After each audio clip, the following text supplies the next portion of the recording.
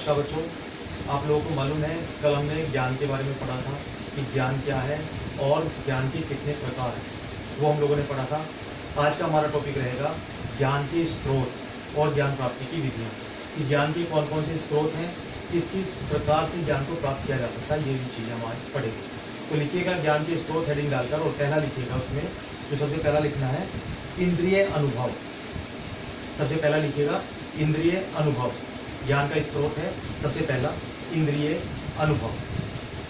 इंद्रिय अनुभव का मतलब है जो हम इंद्रियों के द्वारा प्राप्त ज्ञान करते हैं, जो सोर्स हमें इंद्रियों के द्वारा यानी देखकर, सुनकर, सूंघकर, चखकर या स्पर्श के द्वारा जो ज्ञान हम प्राप्त करते हैं, इंद्रियों के द्वारा जो हम अनुभव प्राप्त करते हैं, वह सारे अनुभव इंद्रियों के द्वारा प्राप्त किए जाते हैं और वह सारे क्या कहलाते हैं? स्रोत कहलाते हैं, यानी जो इंद्रियों से चलते हैं, इंद्रियों से प्राप्त होते हैं। नंबर 2 लिखिएगा इंद्रिय अनुभव के बाद आगमन एवं निगमन। आगमन एवं निगमन, आगमन एवं निगमन तर्क। आगमन और निगमन दो विधि होती है। मैंने आपको बताया था कि एसएसटी के लिए भी बहुत इंपॉर्टेंट विधि है। अक्सर आगमन और निगमन विधि का प्रश्न जरूर एग्जाम में पूछा जाता है। आगमन विधि जिसमें हम पहले उदाहरण और बाद में नियम की बात करते हैं, और निगमन जिसमें हम पहले नियम और बाद में उदाहरण की बात करते हैं। आगमन में पहले उदाहरण और बाद में नियम, निगमन में पहले नियम और फिर बाद में उदाहरण। ठीक है, तो ये अगर हम इसके द्वारा तर्क करते हैं, आगमन और निगमन विधि का तर्क देकर अगर हम ज्ञान प्राप्त करते हैं, तो यह भी एक अच्छा सोर्स है जिससे हम ज्ञान को प्राप्त कर सकते हैं, यानी ज्ञान प्राप्ति का एक सोर्स है, ये स्रोत है। ठीक है जी। नेक्स्ट लिखिएगा तर्क बुद्धि, रीजनिंग। तर्क बुद्धि, तर्क बुद्धि के द्वारा भी हम लोग ज्ञान प्राप्त कर सकते हैं। जहां पर हम किसी व्यक्ति से तर्क वितर्क करते हैं, उसके द्वारा जो हमें ज्ञान प्राप्त होता है, ये भी एक अच्छा सोर्स है जिससे ज्ञान प्राप्त किया जा सकता है। फिर लिखिएगा आप्तवचनात्मक। आप्तवचनात्मक, आप्तवचनात्मक का मतलब होता है जो हमें वचनों के द्वारा, किसी साधु संत के हमने वचन सुने, कहीं से वचनों को सुनकर जो हमें ज्ञान प्राप्त होता है, जो स्रोत है, वो भी एक आप्तवचनात्मक हो सकता है। नेक्स्ट लिखिएगा अंतर प्रज्ञा, इंट्यूशन। अंतर प्रज्ञा, इंट्यूशन, यानी जब हम कोई मेडिटेशन या योगा के द्वारा, अंतःकरण के द्वारा हम कोई ज्ञान प्राप्त करते हैं, तो उसे अंतः प्रज्ञा स्रोत कहा जाता है, जिसके द्वारा हमने ज्ञान प्राप्त किया है, इंट्यूशन के द्वारा। ठीक है जी। नेक्स्ट लिखिएगा श्रुति। श्रुति यानी जो सुनकर हम ज्ञान प्राप्त करते हैं, श्रुति भी एक स्रोत है जिसके द्वारा हम सुनकर ज्ञान प्राप्त करते हैं, ये इंद्रिय में भी आ जाता है श्रुति। फिर लिखिएगा आस्था।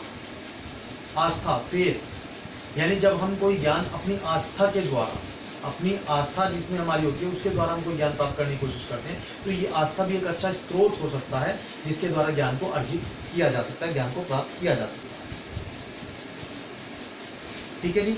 इसके बाद हेडिंग डालिएगा ज्ञान प्राप्ति की विधियां, कि कौन कौन सी विधि हैं जिनके द्वारा हम ज्ञान प्राप्त कर सकते हैं। विधियां, ज्ञान प्राप्ति की विधियां। अभी अब आप लोगों को लग रहा होगा कि ज्ञान के प्रकार भी यही थे, ज्ञान के स्रोत भी यही बताए गए, और लेकिन अभी हम जब विधियां करेंगे तो भी लगभग विधियां भी यही होंगी, उसमें थोड़ा थोड़ा सा अंतर है। आप समझेंगे, एक बार वीडियो दोनों ध्यान से देखेंगे तो क्लियर हो जाएगा। हेडिंग डालेगा ज्ञान प्राप्ति की विधियां, यानी कौन कौन सी विधि है जिनके द्वारा हम ज्ञान को प्राप्त कर सकते हैं। नंबर 1 लिखिएगा डायरेक्ट मेथड, प्रत्यक्ष विधि। डायरेक्ट मेथड यानी कि प्रत्यक्ष विधि। प्रत्यक्ष विधि में क्या होता है कि जो ज्ञान हम प्रत्यक्ष रूप से आमने सामने प्राप्त करते हैं, वह प्रत्यक्ष विधि कहलाती है। उसके द्वारा सीखा गया ज्ञान प्रत्यक्ष ज्ञान कहलाता है। ठीक है, तो ये एक विधि हो सकती है प्रत्यक्ष विधि, जिसमें हम ज्ञान को दे सकते हैं या प्राप्त कर सकते हैं, ये एक विधि है प्रत्यक्ष विधि। नेक्स्ट लिखिएगा आगमन विधि। उसके बाद लिखिएगा निगमन विधि। ये विधि, ये इनके बारे में भी आपको बता चुका। आगमन कौन सी होती है? वह विधि जिसमें हम किसी ज्ञान को जब हम प्राप्त करें, इसे इंडक्टिव और डिडक्टिव मेथड कहा जाता है। इंडक्टिव और डिडक्टिव मेथड, आगमन विधि और निगमन विधि। आगमन विधि का दोनों को और अच्छे से एक्सप्लेन कर देता हूँ। जब विधि आ गई तो पता होना चाहिए कि आगमन और निगमन कौन सी है। मैंने आपको बताया साइंस में, एसएसटी में ये मोस्ट इंपॉर्टेंट विधि है, अक्सर एग्जाम में पूछी जाती है, चाहे वो शॉर्ट में पूछी जाए या लॉन्ग में पूछी जाए। आगमन विधि कौन सी होती है? वह आगमन विधि कहलाती है, जैसे मान लीजिए उदाहरण के तौर पे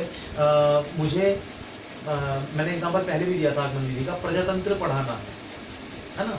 मैं प्रजातंत्र क्लास में बच्चों को पढ़ाने के लिए गया, तो मैं क्लास में जाकर शुरू करूं कि बच्चों, अमेरिका एवं भारत विश्व में 2 बड़े प्रजातांत्रिक देश हैं। ये मैंने पहले उदाहरण दिया। अब मैं बच्चों को बताना शुरू करूं कि प्रजातंत्र क्या होता है। मैंने ब्लैक बोर्ड पे लिखा प्रजातंत्र, ठीक है।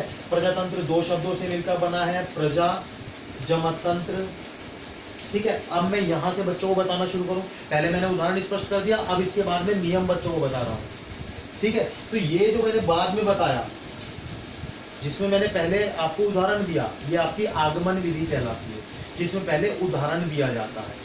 इसके बाद दूसरी विधि हमने बताई निगमन विधि, जिसमें पहले नियम बताया जाता है। यदि मैं क्लास में जाने के बाद कहूँ कि बच्चों आज हम प्रजातंत्र के बारे में पढ़ेंगे, और मैं प्रजातंत्र पहले बताऊं कि प्रजातंत्र 2 शब्दों से मिलकर बना है, प्रजा, जमतंत्र। प्रजा का अर्थ है जनता और तंत्र का अर्थ है शासन, अर्थात जनता के लिए, जनता के द्वारा किया गया शासन ही प्रजातांत्रिक शासन कहलाता है, प्रजातंत्र कहलाता है, अब्राहम लिंकन के अनुसार डेफिनेशन, है ना। तो अगर मैं इस ढंग से बताऊं और बाद में फिर उसके बाद उदाहरण दूं कि बच्चों भारत और अमेरिका 2 प्रजातांत्रिक देश हैं, तो ये क्या हुआ, ये निगमन विधि है। इसमें मैंने पहले आपको नियम बताया और बाद में उदाहरण दिया है, ठीक है। तो ये निगमन विधि कहलाते हैं। तो आगमन और निगमन विधि, आई होप कि आपको समझ में आ गया होगा। आगमन और निगमन विधि में जस्ट अपोजिट होता है, ठीक है। एक में नियम पहले बताया जाता है और एक में उदाहरण पहले बताया जाता है। यही आगमन और निगमन विधि का अंतर है। नेक्स्ट हेडिंग डालकर लिखिएगा प्रयोग विधि। प्रयोग विधि, एक्सपेरिमेंटल मेथड। यदि हम बच्चे को कोई एक्सपेरिमेंट करके दिखाते हैं या बच्चा एक्सपेरिमेंट करके देखता है, उसके द्वारा जो बच्चा ज्ञान प्राप्त करता है वह एक्सपेरिमेंटल विधि के द्वारा प्राप्त किया गया ज्ञान कहलाता है। यानी एक्सपेरिमेंटल मेथड भी एक विधि है, एक मेथड है जिसके द्वारा हम बच्चों को सिखा सकते हैं, ज्ञान प्राप्ति का एक विधि है, ठीक है जी। नेक्स्ट लिखिएगा शब्द विधि। शब्द विधि जिसमें हम शब्दों के उच्चारण के द्वारा, मैंने आपको बोलकर बताया, आपने उसे समझा, ठीक है, जिसमें हम शब्दों के उच्चारण के द्वारा बच्चों को सिखाते हैं। क्लास में आपने देखा हो 2 ही कम 2, 2 दूनी 4, ये क्या है, शब्दों के उच्चारण के द्वारा बच्चे सीखते हैं। शब्दों से जो ज्ञान प्राप्त करते हैं उसे शब्द ज्ञान के नाम से जाना जाता है, शब्द ज्ञान विधि कहलाती है। नेक्स्ट लिखिएगा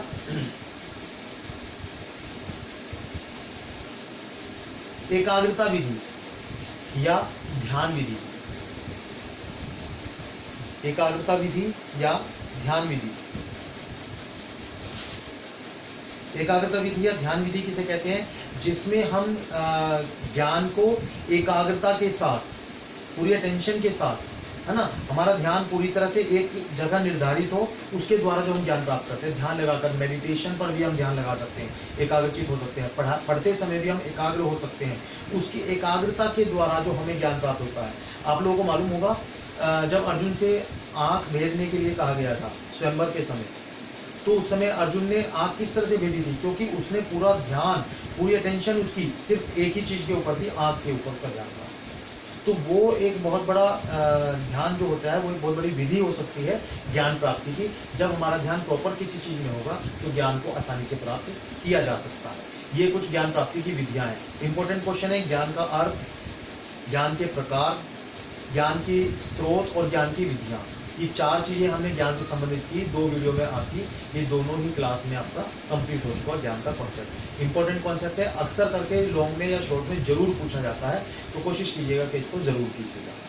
उम्मीद है कि आपको ये समझ में आ रहा होगा। आप लोगों में से जो बच्चे जूम ऐप के द्वारा क्लास अटेंड नहीं कर रहे हैं, उन सभी से रिक्वेस्ट है कि आप लोग जूम ऐप से जरूर जुड़ें, क्योंकि उसमें वीडियो के अलावा बहुत सारी चीज़ें बच्चों को बताई जाती है।